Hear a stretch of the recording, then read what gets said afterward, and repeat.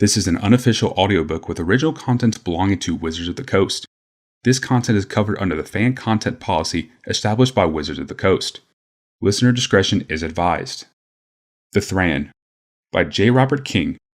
Narrated by Coach from the Bazaar YouTube channel. Part 1. The City. Thran Phyrexian War Day 1. The Battle of Magadan Defile. The morning dawned hot on Magadan Defile. It made little difference to the Thran army's vanguard. Dwarves. They loved the rock and the heat. Their faces seemed graven from stone. Their skin had the same rusty hue as the cavern walls that rose to either side. They were elite mountain dwarves. 2,000 of them. Dust-colored canvas flaps draped their plate armor, shielding it from the sunshine and eyes above. Similar cloth encased the broad blades of battle axes. Long shafts let these heavy weapons walk themselves, butts sending up puffs of smoke beside iron-shod boots. Dwarven Commander Curtis Worthy ran a strict division. Humans marched directly behind the dwarves. Though tall, brooding, and hardy, they were out of their element in mountains and desert. Many were the levies of tribal warlords on the opposite side of the globe. Thran commanders and troops marched in their midst to ensure that the barbarians would follow orders. All the humans, Thran and barbarian, had bravado, or it might be called arrogance, or belligerence. Whatever it was, they wilted in the heat of marching through the mountains. The 40,000 human infantry shuffled along the tired resignation of prisoners. Even the 20,000 horsemen gritted their teeth and draped wet veils over the mouths to keep the dust out. The elves were worst off of all.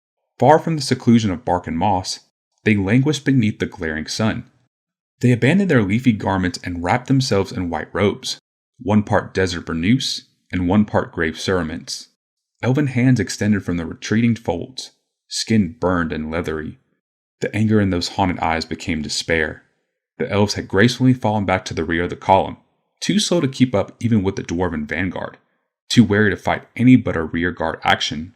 Still, the elves numbered 10,000, and many were mages and healers. As long as they could cast spells and heal the sick, they would aid the army greatly. One flank of the column was guarded by lizardmen. Though silent and sullen, these fighters were canny in the rocky confines. In a single moment of scurrying steps and lashing tails, all 10,000 of the Vaishino would disappear within the crevices that lined their path. Fanatically loyal to the warbays among them, these reptiles would be more at home on Halcyon's volcanic extrusion than Yawgmoth himself. To the other flank of the column marched the finest warriors of the united army. Minotaurs. More determined and hardy than dwarves, more massive and violent than humans, more implacable in battle than Vaishino, Minotaurs were born for war. Though dust dulled their armor from jams and randers, every Minotaur eye gleamed bright with bloodlust. Throughout the column, marching among soldiers of flesh and bone were artifact warriors, mantis warriors with flex steel abdomens, metallic serpents with razor mandibles. On needle-like legs they scuttled. On grinding treadmills they lurched forward. The College of Artificers have never supported Yawgmoth and had stockpiled war machines beyond his reach. When war inevitably erupted, the artificers made their machines ready available to the allied effort. Best of all, some 300 war caravels cruised above the defile, their sails raked bat-like beside their long, sleek hulls. They cast blessed shade down on the languishing elves. They were ready for war. The Thran Alliance, they called themselves. The 5 outer city-states of the Empire joined with representatives from the rest of the known world. They had come together to fight a single man, Yawgmoth. He was no man, but a monster. A cowardly monster. At Fonan 6 months before, he had struck out of the blackness of night. He had bombed his own people to keep them from joining his enemies. He had fought and fled. Vicious and treacherous. Ruthless and bloodthirsty. A fiendish cry came from the dwarven vanguard. Something half shriek and half ululation. Humans and elves, Minotaurs and Vaishino lifted their eyes. The army had just rounded the last bend in the Magadan Defile. Beyond the canyon walls opened a broad desert plain. On the opposite edge of the sear space jutted a tall plateau, the volcanic extrusion of Halcyon. It seemed a wall standing in the desert, 1,500 feet high, with the great city crowding the plateau atop. Once the capital of the Thran Empire, now Halcyon and every soul in it belonged to Yawgmoth. The demonic cry repeated itself, pouring from throats of human and inhuman, and echoing through the rocky mouth of Magadan itself. It was as though the allied armies raised that fiendish cry to summon the demon from his lair. Yawgmoth heard the summons. He sat placidly with an armored sedan chair at the head of his Phyrexian army. They waited silently in an underground chamber dug to slant down into the desert floor. The wide mouth of the cavern was draped in a pale muslin to blend with the sun-bleached soil. It was nearly invisible to the advancing army until the contingent had marched past them. 3 other such bunkers flanked the marching ground, and a 4th natural cavern lay in a cluster of rocks at the base of the halcyon extrusion. At Yawgmoth's command, the curtains would fall from these bunkers, and the 5,000 warriors waiting within each would surge forth into the bare flanks of their foe. For now, though, Yawgmoth waited. He heard the demon summons, but did not answer it. He was no demon. He was a god. The last 6 months had proven it. The canny Lord of Phyrexia had many surprises waiting for the Thran alliance. Smiling, Yawgmoth leaned back in his sedan chair. None of my adversaries will survive this battle. Even now, his enemies strode upon the plains. They were bold as wolves. And why not? Led by Dwarven elite, flanked by Minotaurs and Vaishino, guarded from the skies by 300 war caravels, supported by Mantis warriors, and scuttling creations of nebbish artificers. Why wouldn't they be bold as wolves? They even howled like wolves. Hearing their insolent whooping was almost enough to make Yawgmoth trigger the attack too soon. He would not be goaded into such a mistake. This had been too carefully planned. There were appropriate steps. Among the marching legions drifted the vast shadows of Thran's ships. While the army had coursed through the defile, these ships had remained in a column above, shading them from the glaring sun and any possible attack. Now, the shadows, smooth and silent as schooling leviathans, began to slowly drift apart. No doubt the ships would circle the city, just out of range of the ray cannons on her walls, and demand surrender. We'll see who surrenders. Yawgmoth reached into a flat box that held a 3-dimensional schematic of the battlefield. At strategic points in a miniature defile and flatlands, tiny power stones glimmered. Yawgmoth touched a certain crystal embedded there. A high whistling sound answered the motion. He smiled. The marchers howled once more before the sound broke through. Then, the army of the Thran alliance heard it. It was a piercing whistle, and it seemed to come from the very sun. Soldiers squinted up toward the sliding bulk of their warships, trying to see past. In a heartbeat, the whistle became a shriek. There was no mistaking it. The Allies heard this sound before at Phonon. There, ships had soared into being out of the blind midnight. These ships came out of the very eye of the sun. The one place to hide in a brilliant sky is just beside the sun, Yawgmoth said. Phyrexian warships in their score swooped down beneath the Thran aerial armada. Ray cannons flashed aboard Yawgmoth's ships. They tore holes in Thran hulls. They burned away Thran soldiers. Barbarians cowered. The air over their heads teemed with streaking Phyrexian ships. Humans and elves dropped to their faces. Dwarves stood against the onslaught, some flinging ineffectual axes skyward. Minotaurs also raged through the storm of ships. Some of their blades actually connected with the hulls, only to be flung back in a lethal rain. Splinters and smoke boomed from the Thran fleet above. A shower of charred bodies and weaponry plunged out of the shredded craft. In the wake of the shrieking Phyrexian ships, the battlefield was littered with wreckage and death. Yes, it was a battlefield now. There could be no doubt of it. War caravels crashed to the earth. They fell in a regular rhythm, like the footfalls of a running Colossus. With each pounding report, soldiers were crushed in their hundreds. Easier than I expected, Yawgmoth murmured. Then the unthinkable. Cannon fire raked across the Phyrexian vessels. Their decks blasted open. Their hulls shattered like walnut shells. They fell from the sky. 8 of them cut down in a moment. Yawgmoth saw. A battery of his own ray cannons had been salvaged from the Battle of Phonon and mounted beneath Thran war caravels at the back of the Allied column. His hand reached in the schematic, signaling the next onslaught.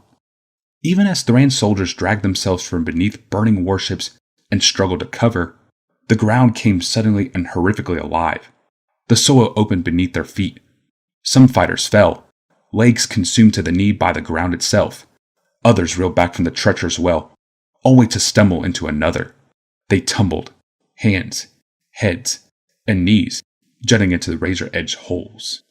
Horses, too, went down, hooves caught and hobbled immediately. Whatever dropped into those holes never emerged again. With a sound like shark jaws snapping closed, scythe shutters clamped down on whatever meat and bone presented itself. Motors spun. Blades met. Blood fountained. Warriors shrieked. They staggered back. Limbs, cleanly shorn shy of the knee, across the ankle, above the elbow. Some did not stagger back. Those whose arterial lacerations emptied hearts and heads and bodies in one brief gush. My beautiful sand crabs. Yawgmoth sighed happily, reaching into his box schematic to touch another power stone. Arise. Dismembered corpses moved grotesquely. The ground under them mounded up. From hundreds of wells in the sand, metal monsters emerged. They seemed gigantic crabs of steel, sloughing grip from optic rays. They had been buried just beneath the surface, and holes in their backs had opened to swallow and shear off the limbs of the Thran soldiers. Many sand crabs obviously carried corpses on their metal carapaces.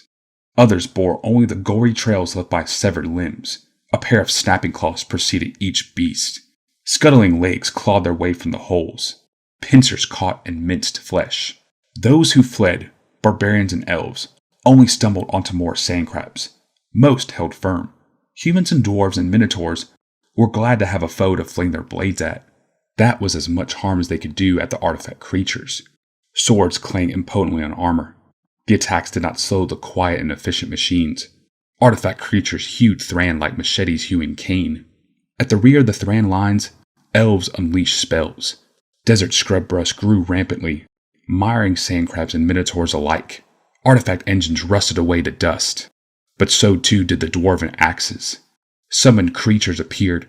Ferocious bears, giant spiders, timber wolves, but none were a match for those sand crabs. None were meant for desert battle. Only the scuttling scavenger folk in their filthy multitude made any headway. They and their specialized hex irons and crowbars could strip an artifact in a gasp. Of course, with sand crabs, those who stripped the machine were also stripped by it. For every sand crab disabled, scores of scavengers died. Yawgmoth enjoyed the spectacle in a moment before touching the 5 stones that summoned the 5 divisions of the Phyrexian army. Sand-colored canvas fell from the trenches. Silver-armored warriors marched grimly forth. They seemed machines themselves. Power Stone swords and axes gleamed hungrily in their hands. These were the Halcite guards. They strode as they'd been trained, not breaking ranks, hewing their way through any impeted. Wood, steel, brain, bone. Their natural fanaticism was overlaid by a war spell. They would not pause. They would not surrender. They would not stop until their foes were dead. Minotaurs and dwarves were cloven in half. Silver armor grew red as their allies died. They really had no chance, Yawgmoth said, a touch of false sadness in his voice. To the north and south formed unexpected things. Tan as the desert floor, serpentine shapes rose and twisted and swelled. Cyclones? The dust devils lingered beyond the armies, gaining speed. Their wavering columns darkened, seeming to solidify. With pernicious intent, the twisters converged on the marching Halcite guard. Those who strode doggedly onward were caught up in the winds and flung away. So the elves brought something useful after all. A pity more than won't live to witness my next surprise. Yawgmoth touched a dark, slender crystal in the box schematic. From the cavern at the base of the Halcyon extrusion, at the heels of the marching guard, came a massive figure. It climbed from the interior spaces, forged of black metal. It seemed an avatar to the dark cave itself. As the figure rose into the light, its form became clear. Its sloped head was the size of a mammoth. Its jaw was hinged beneath scimitar teeth. Hunching soldiers emerged next. Simian arms swung beneath, with massive hands large enough to grasp and crush 10 men. A metal-plated torso, a sinewy pelvis and crouched legs. A behemoth. The name of the thing whispered from 1,000 lips, terror breathing through the air. The Colossus galloped on knuckles and knees out onto the battlefield, hundreds dying with each footfall. Another behemoth came on the heels of the first. It too stormed toward the terrified invaders. The first behemoth surged into the Thran lines. It crushed dwarves with every step. Its claws eviscerated whole phalanxes of minotaurs. It seized a flying ship, bit through its keel, reached up into the hold and yanked forth the Power Stone core. The war caravel fell from the sky in a rush of sparks and splinters. Meanwhile, the second behemoth headed up a charge of Hellsite guards. With no more care than a child crumpling and flinging blades of grass, the behemoth clutched up elves, crunched them up in its claws, and hurled their broken bodies atop the guards. Streaks of crimson marked the helms of vambraces, those who could not avoid the falling bodies. As if shooing away insects, the Hellsite guards sloughed the dying forms and marched onward. They will be out of elves soon enough, Yawgmoth told himself contently. Elves fight like popcorn. I like to see this behemoth really fight. He got his wish. The gray behemoth's claws were suddenly full of writhing metal. Artifact creatures. Many were mantis warriors. Others had the configuration of humans. Still more were conglomerate creatures, with curved backs and scuttling legs and scythes that emerged from their sides. The behemoth lifted in a fragile-looking mantis warrior and crushed it in one claw. It snatched up a second and smashed it into the other. Thousands of servos groaned as the behemoth flung out its arms in tandem and hurled the mantises free. Except the mantises did not fly free. Broken though they were, their legs and pincers still held on. They writhed, but not in spasmodic destruction. Legs moved purposefully, clawing down the behemoth's uplifted arms. It struggled to shake the things loose, to no avail. More artifact creatures climbed up its legs. They were roaches, swarming a bloodied figure. They tore at it, covered it, overwhelmed it. Damn, Yawgmoth said. Must be Galceon's designs. In moments, the behemoth was completely covered in spidery artifacts. It staggered a few paces more and then toppled face first into the ranks of clockwork warriors. Hellsite guards drove forward, intent on liberating the fallen beast. No! Yawgmoth shouted, touching the stone in the box schematic. It was too late. A high keen began. Springs wound beyond their constitutional capacity. The gray hide of the behemoth split and flung back. From beneath, thousands of metal sinews lashed out, slaying all those around. Whip-like, they shattered artifact creatures and Hellsite guards both. Blue-gray steel whipped. Silver armor severed. Red blood flowed. Damned Hellsite guards, Yawgmoth snarled. They all ought to be Phyrexians. This battle would last longer than a blazing moment. It mattered little. Yawgmoth had planned for a long engagement. His forces would hold the Hellsite Guard and Phyrexian Guard, the fleet, the artifact engines. While the Thran alliance is so occupied, I'll go on the offensive. In the mountains beyond the invading armies lay a largely ignored target. It was arguably the greatest achievement of the Thran College of Artificers, a massive broadcast station that allowed the college to monitor every artifact creature in the Thran Empire. It could also shut down any mechanism that went rogue. Unknown to all but Yawgmoth, the station could even command those creatures. Yawgmoth would capture the broadcast station, the Null Sphere, and with it, he would command the Thran artifact army.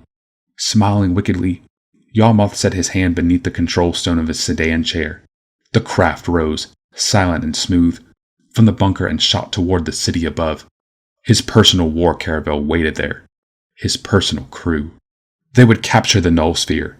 They would command the artifact engines of the Empire. Yawgmoth would crush the Thran and their barbarian allies and bring all of Dominaria to its knees.